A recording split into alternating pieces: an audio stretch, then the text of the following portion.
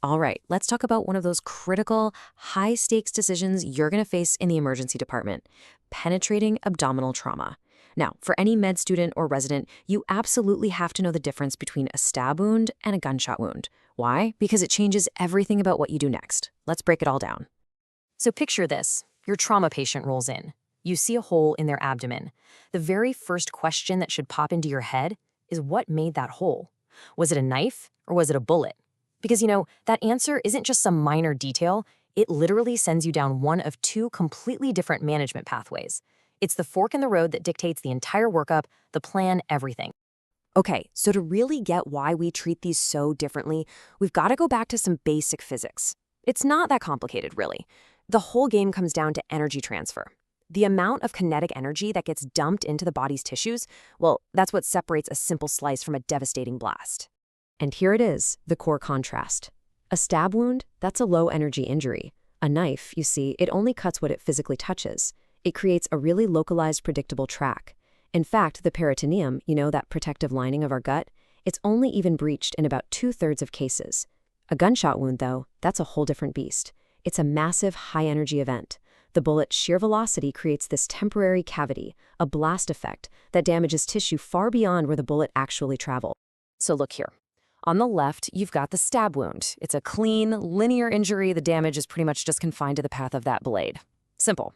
But over on the right, the gunshot wound is just chaotic. That bullet doesn't just poke a hole, it unleashes this huge cone of energy, stretching and tearing tissues and never even touched. That, right there, is the fundamental difference between local and diffuse damage.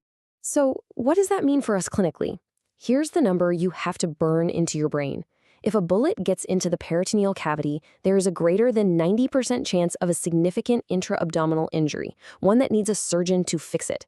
Let that sink in. More than 9 times out of 10. That single high-yield stat is the entire reason our approach to gunshot wounds is so much more aggressive.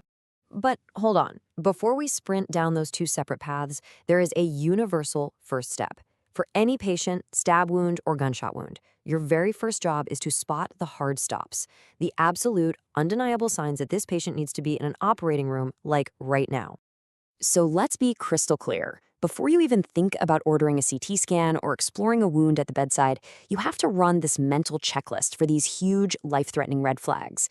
If your patient has even one of these, the diagnostic journey is over. They bypass everything else and go straight to the OR. And here they are. These are your big 3. The absolute indications for an immediate trip to the OR for a laparotomy. Number 1, hemodynamic instability. Is the patient in shock?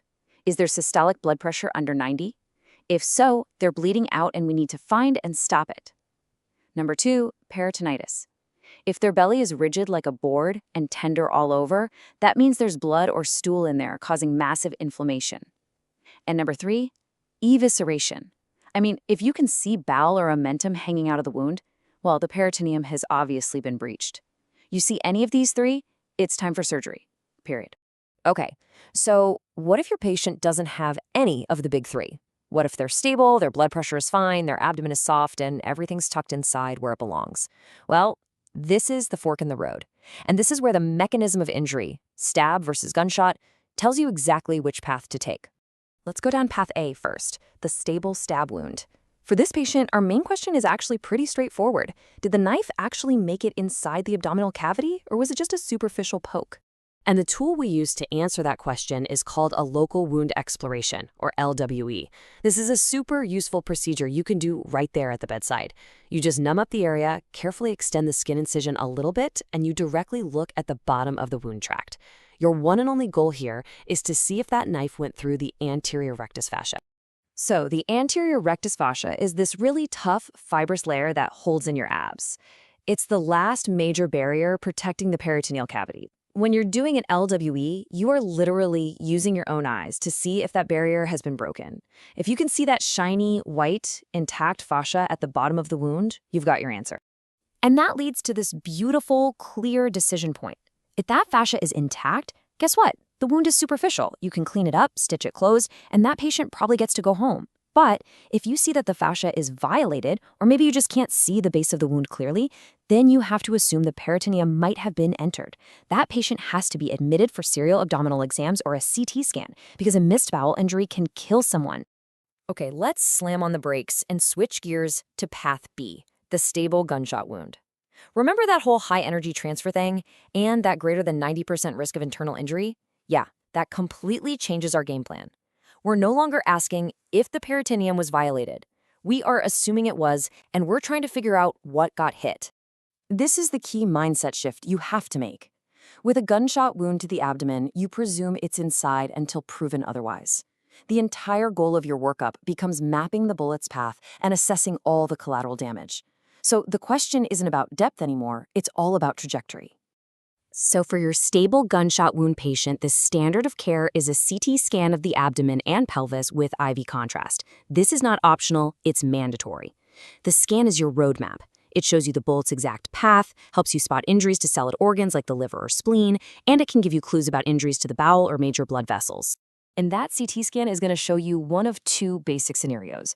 First, you could have a tangential wound, where the bullet just kind of grazes the patient, staying in the fatty tissue without ever entering the abdomen.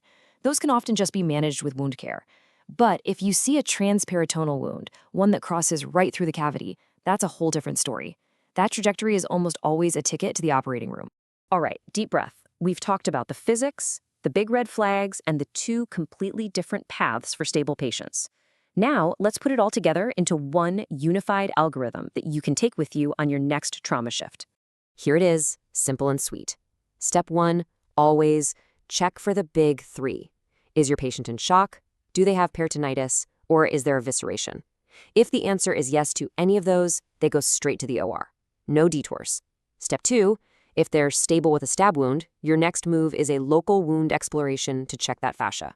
And step 3, if they're stable with a gunshot wound, your next move is to get a CT scanner to map out that bullet's trajectory. That's it. That's the whole framework. So the next time that trauma pager goes off and you're walking into that room, just remember this algorithm. All that chaos can be simplified into a clear set of questions and actions. The only question left is, will you know which path to take?